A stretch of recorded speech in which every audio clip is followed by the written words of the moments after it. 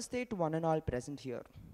It's my honor to introduce the Rockstar lady who led the Kerala's battle against the coronavirus pandemic, the one who stood like a rock against the COVID-19. Mrs. K.K. Shailaja, the former Health Minister of Kerala, affectionately known as the coronavirus slayer. Mrs. Shailaja currently serves as the MLA representing Mutnooru constituency in the 15th Kerala Legislative Assembly. She is a Central Committee member of the Communist Party of India. In June 2020, Mrs. Shailaja was honored by the United Nations for her efforts to tackle the contagious COVID pandemic. She was among a few of the world leaders invited to speak on the occasion of the United Nations Public Service Day. Ma'am was awarded the CEU Open Society Prize for 2021. She served as the Minister of Health and Social Justice and as the Minister of Women and Child Development in the First Vision Ministry in Kerala. Before entering active politics, she worked as a full-time high school physics teacher at the Shivapuram Higher Secondary School in Iritti Kannuru district for over 23 years. In 2004, she chose to take voluntary retirement and transition into a full-time politician. Mrs. Shailaja has received international attention for her leadership in tackling the COVID-19 pandemic in Kerala. She was even invited to the United Nations to participate in a panel discussion on the United Nations Public Service Day 2020 for her efforts to tackle the pandemic. The Guardians described her as the coronavirus slayer and the rock star health minister. BBC News featured her among a list of Asian women corona fighters. She was even featured by Vogue magazine as a Vogue warrior and also the British magazine Prospect, which selected her as the world's top thinker of 2020. Financial Times named her as one of the world's most influential women of 2020. We are glad to have your presence here today with us, ma'am. I kindly request you to please address our gathering. Respected Director, respected teachers, and my beloved students. I am very much pleased to be here with the company of very brilliant students of Sri Prakash School. I think you are all in 10th standard students. Huh? Okay. Actually, Sri Prakash School Director and teachers invite me for the celebration of Teachers' Day. And after that, the students, an interaction with the students, how to mold you as future citizens, what challenges we are facing, what opportunities are there in the future, and how you are accepting it, and how you are tackling the problem, that kind of thing we are discussing today. At first, I want to ask you one question. What is the importance of tomorrow, Teachers' Day? Why we are celebrating Teachers' Day on September 5th? Can you answer? Yes, yes. Our second president, India's second president, Dr. Sarvepalli Radhakrishnan's birthday, we are celebrating as Teachers' Day, National Teachers' Day. Actually, Dr. Radhakrishnan's students wanted to celebrate his birthday because they are very fond of the teacher. They loved him. Dr. Radhakrishnan was a known scholar and a very good teacher and a philosopher, and he was very fond of his children, and because of that his students wanted to celebrate his birthday. But Dr. Radhakrishnan said, no need to celebrate my birthday as my birthday, but you please take the September 5th as Teachers' Day, because the teachers are molding you as future citizens, and you should celebrate Teachers' Day to honor the teachers, to appreciate their work. And because of that, our nation decided to celebrate Dr. Radhakrishnan's birthday as National Teachers' Day. And every year we have some subjects for National Teachers' Day. That is similar to the World International Teachers Day also. Which day we are celebrating as International Teachers Day? Which is that day? October 5th. Very good, good boy. October 5th. And this year, the subject, the theme of October 5th is empowering education, creating resilience and sustainability. That is the slogan of International Teachers Day this year. Strengthening the education, empowering the education to meet all challenges, and also we want to improve the resilience and also to create a world, a sustainable world. That is the slogan. The same thing we are also taking here, National Teachers Day. And discussing on that subject, we have to discuss so many things, you know. So we have to bind up this session or this meeting soon. So I am not speaking elaborately. I asked one question because we are going to face the crisis and also the good outcomes from the contemporary society. You all are studying to become this and that, I don't know. What is your ambition? What is your need? What is your dream? I don't know. Everyone have separate dreams. And I ask, what is your name? Jaini. What is your dream in future, Jaini? AI? Developer, very good. This is the era of AI, you know, artificial intelligence. And nice, very good answer. She is going to become an AI developer. And you? Medical. You want to go to medical field, you know, a doctor. Huh? Very nice. Business person. Business person. Very good, very good. Ma'am, I choose law. Yeah. I choose law to become a lawyer. Lawyer. Oh, you choose law.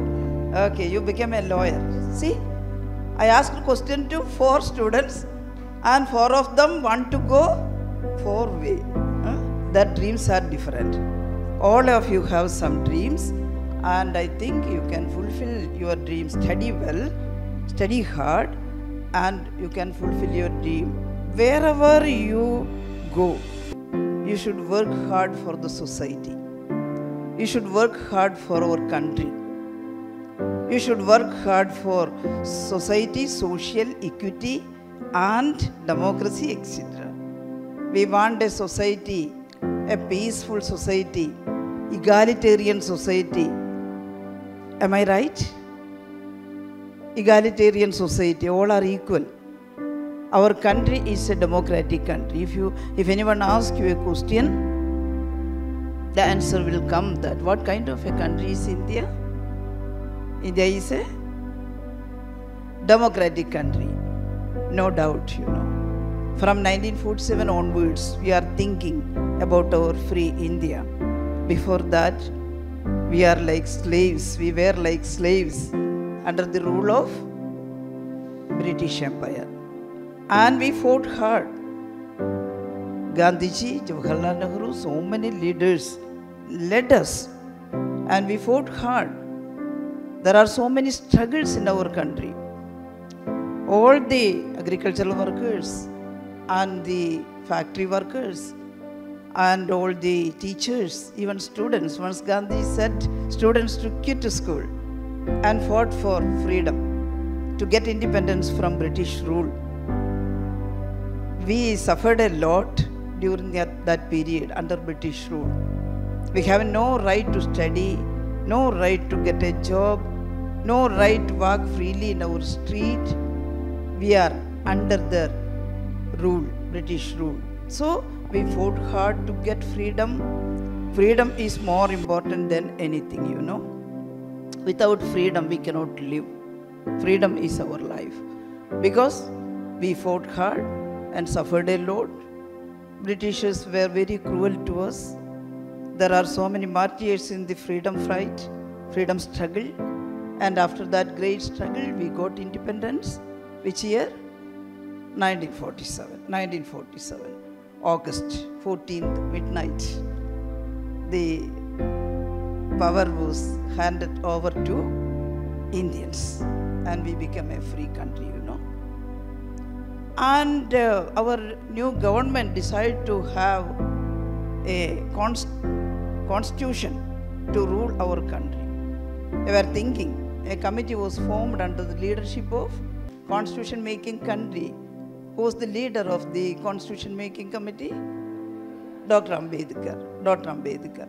And they studied a number of constitutions throughout the world. Democracy, socialism, everything. They got and they looked at and they discussed almost, I think, nearly 2 years. They discussed it together and taking everything from these constitutions of different countries. Democracy principle and also the principles of socialism and secularism, everything. They wrote a constitution for us. It was a very nice thing. And we are under the rule of that constitution. We are taking oath with that constitution. Yes. And in that constitution's preamble, do you read the preamble of our constitution? Do you read it completely? No. No one read it completely. Even the preamble you should have to read, 10th standard students. In the preamble, it is written what kind of a country is ours, you know. It said that our country is a democratic, secular, socialist, sovereign republic. The meaning of these words are very elaborate, you know. What is meant by democracy? Can you say?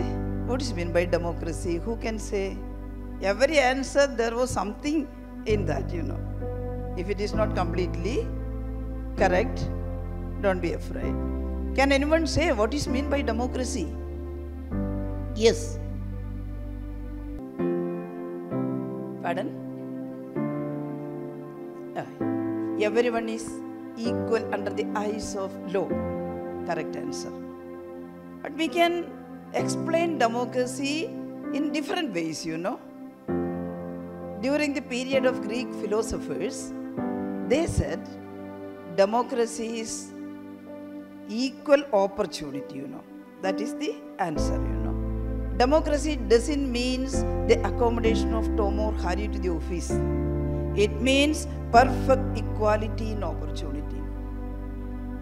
Democracy doesn't mean the accommodation of Tom or Harry to the office. This party is going, this party is coming, election is over, they defeated them, and that doesn't mean democracy. That is a process of democracy, you know, election. Have you any politics? What kind of a question is this, teacher? We are students and we have no politics. You are thinking that I am asking in which political party you are belongs to. No, I am not asking any political party, but I am asking, have you any politics? What is your answer? What is your answer? No, huh? No, teacher. Everyone is saying that, not only you, but I have a meeting with the technocrats before 6 or 7 months. Engineers and MBA students were assembled there in the classroom and I asked the same question to them. Have you any politics? They said, we are good boys, good girls. We have no politics. What is meant by politics then? It is not mean that I am in a party and I am saying that party slogans loudly. No. I am asking what is meant by politics. Politics is nothing but thinking about our country, thinking about our democracy, thinking about equal opportunity. You said that democracy is equality in front of law, you know. That is politics. We believe that we are similar. We are equal. We Indian citizens are equal in the eyes of law. That thought is known as politics. Then you have politics. If you believe in democracy, you have politics. Is there equal opportunity to everybody in our free India? Can you say? Is there equal opportunity to every citizen now? After the 76 years of independence? 77. We achieved a lot. No doubt, we achieved a lot. We have good schools and good universities, good hospitals, specialty treatments, everything is in India now. But yet, we are not able to achieve equality, you know. There are so many poor people in our country without eating once in a day. I am not saying about you. You are eating foods 3 times in a day. And I believe, okay, enough food. But there are some children who are trying because they are not getting anything to eat in a full day. So we have to achieve that democracy, you know. We have to fight. We have to work. If you are getting a good job as collector or lawyer or a scientist, anyway, you should have to work for the poor people. You should have a mind to work for poor people. Do you follow that thing?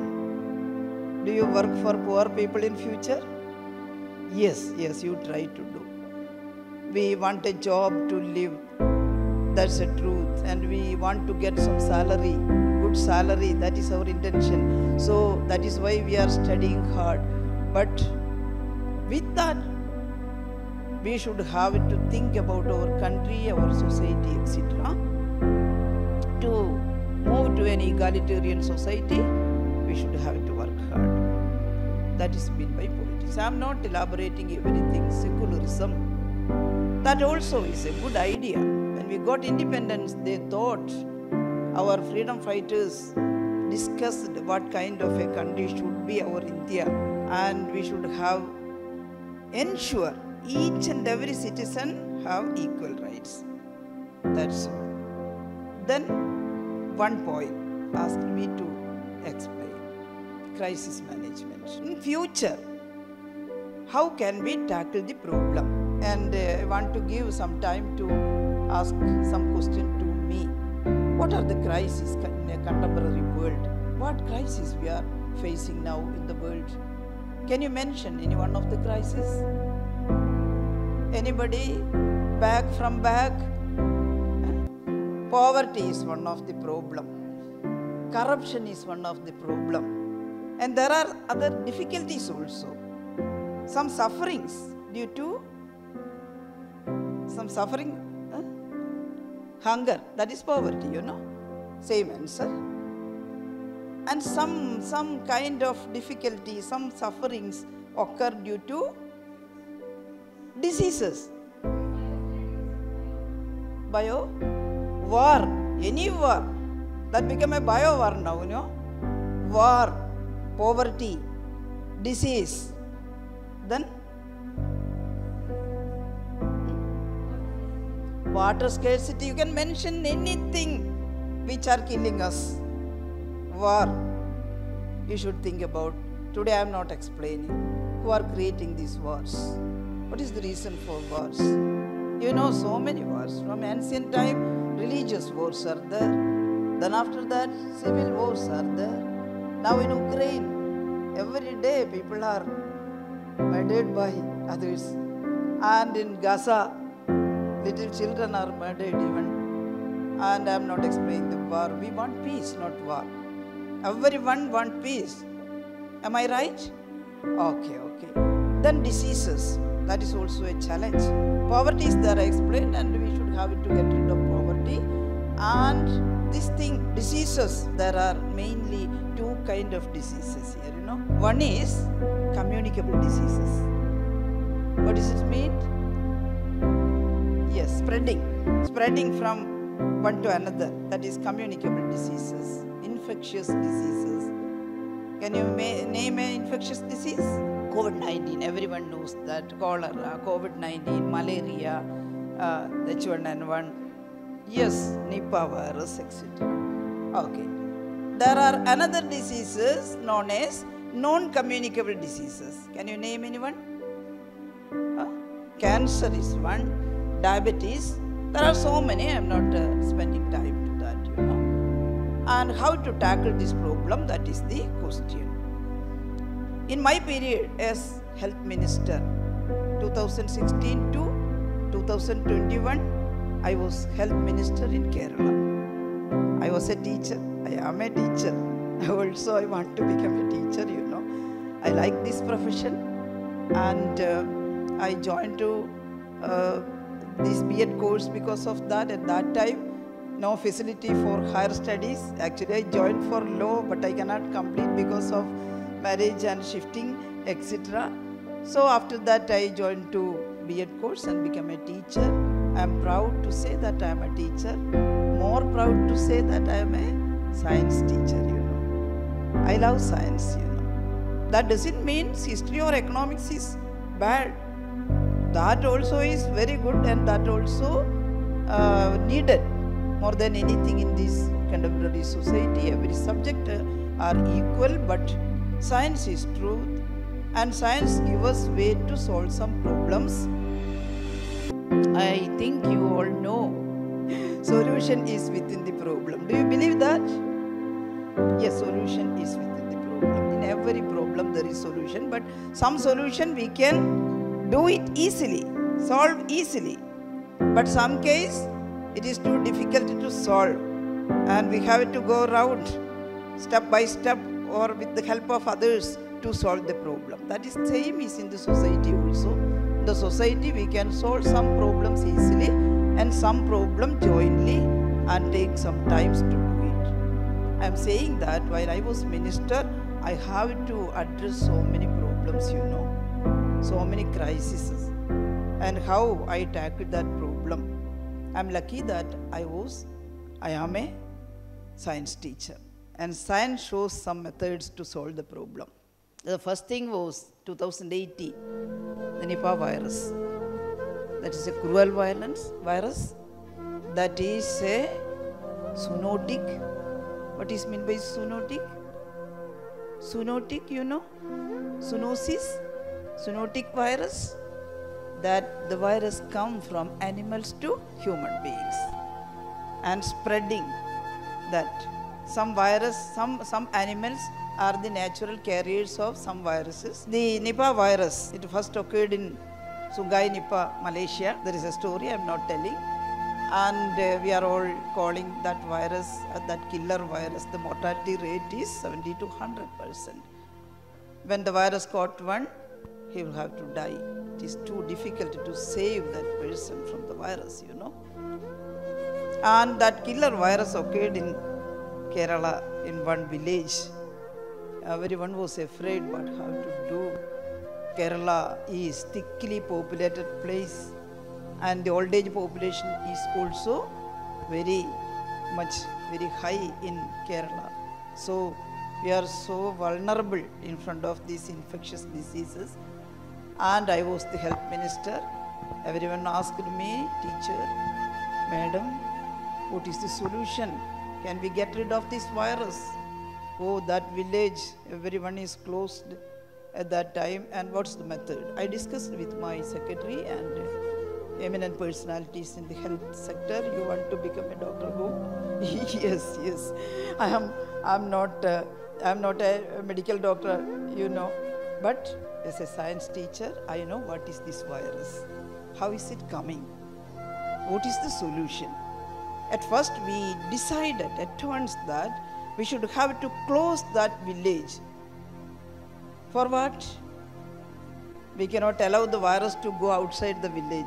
There are some people infected by the virus there, and within 14 days the virus will come outside, and the symptoms will occur in their body, and we should have to isolate them, and we should have to treat them, we should have to save them. Not only save them, but we should have to contain them there to contain the virus. So I studied what is containment.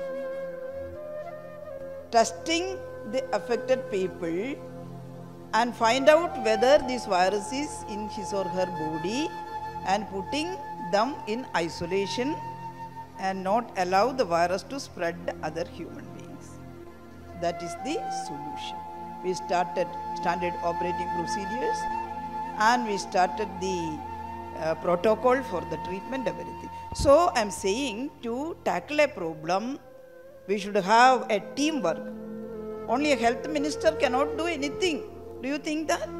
I called my eminent doctors and researchers, everyone, and discussed and formed some teams of just open a control room and have some responsibilities. I gave some responsibility to each and every team and monitor it, evaluated it.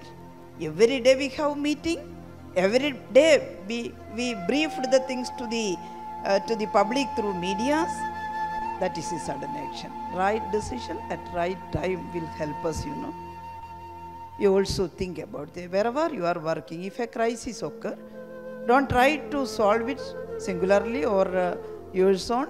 You can make a team for that. But your decision is the most important. The team is not taking any decision. We cannot drop it, Who is the leader of the team? You should take the decision. It is up to you. Be bold enough to take a decision. So we took decisions, and within 40 days, we contained this cruel virus in that village only. Not allow it come to outside. That is why the health community throughout the world appreciated us. I never thought that anyone from other places came or called or appreciate me. But after that it happened. Don't expect. If you are doing a difficult thing, don't expect that the teacher will call me and appreciate me. And if teacher did not say any word, we will become sad. I was also a student before, I sometimes I feel very sorry, very sad, because my favorite teacher didn't look me in the class and called me by name or said me anything, and 2 or 3 days my mood was like that. Don't be like that. Be brave, girls and boys, and think that you can tackle the problem. And if you tackle the problem in future, everyone will appreciate you. If you work hard, everyone will appreciate you. At the same time, sometimes no one will fight it, Don't be desperate. So, to tackle a crisis, if it is a disease, if it is a natural calamity, a flood or a landslide or a hurricane, in anywhere, you are a collector or engineer, you become that. You should organize your team at once. You should find the solution in your mind and work hard for that and do something good for the people to save their life. And if you are a ruler, please try to alleviate poverty, to supply foods to the poor people, to collect and supply foods to the people, to give good education to all. Anyway, that is your duty. So Jawaharlal Nehru, our first Prime Minister, said that India's future, India's destiny is lying in their classrooms. It is according to you the next society or the what is the future of the society. If you are very good, society will become good. If you are very cruel or we are mischievous or you are not good for society, the society will become like that. We want an egalitarian and we want a decent society, so study hard and work for the society. So that's the word I can give you. Okay. Thank you very much for your patient listening. Mom, you were a teacher. At the same time, you were a politician, and but you educated many students. At the same time, you got through the COVID-19 pandemic. In both these, which made you more happy and which made you more satisfactory? We are working hard and hard to get more satisfaction. That is our life's ideology, And as a teacher, I like very much to hear from students' doubts, etc. We were like friends in our classroom. That doesn't mean they were not doing any disobedience. My students were obedient. There are some mischievous students there were in my class. But after that, when we become friends and when we become acting together, they also become improved. That was a very good experience for me, naughty boys and naughty girls after becoming good girls and good boys and scoring marks. That is a satisfaction of the teacher. Nothing more than that.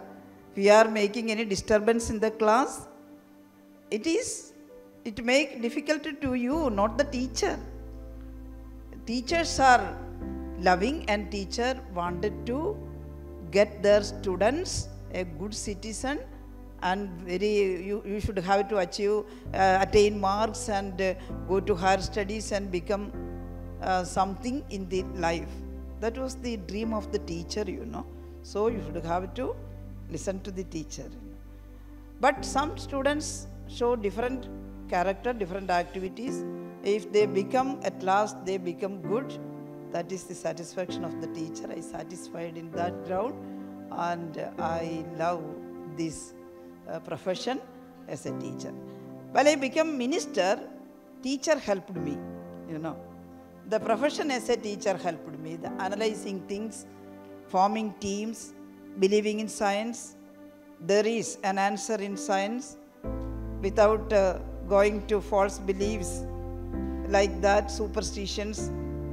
I am not superstitious. Are you superstitious? No. Believing God, that's a good thing, Anything you can pray to God.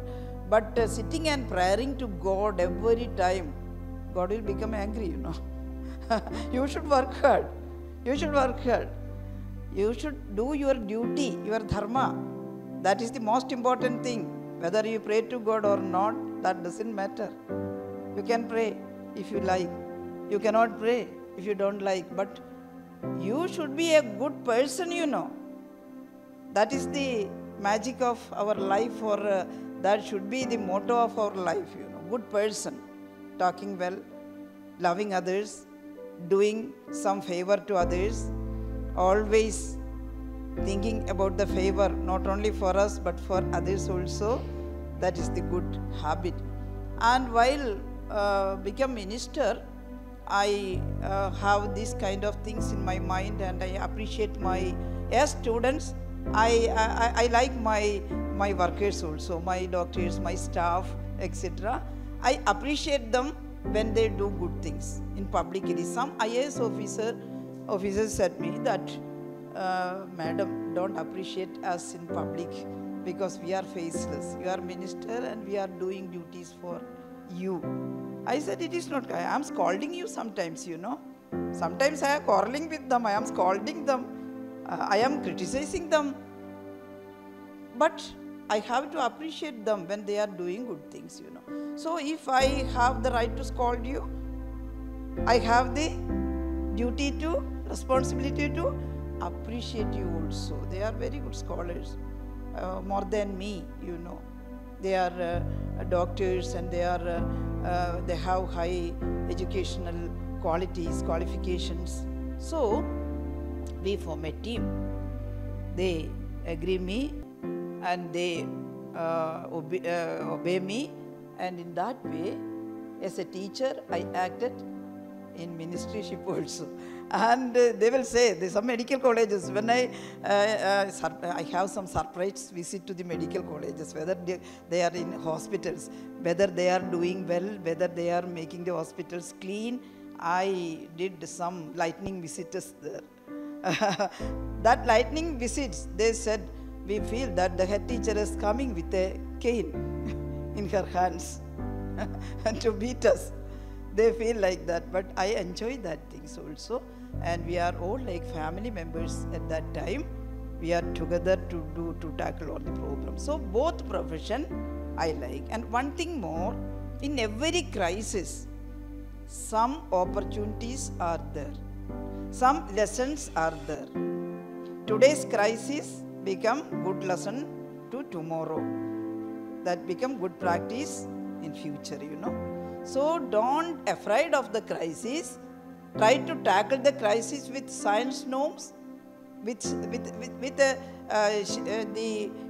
right decision and right principle, and that will give you experience, and you will become more knowledge. You get more knowledge, and you will become a great scholar after that.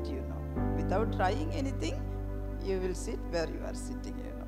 You cannot grow that. So I like both the profession as a teacher and also a minister.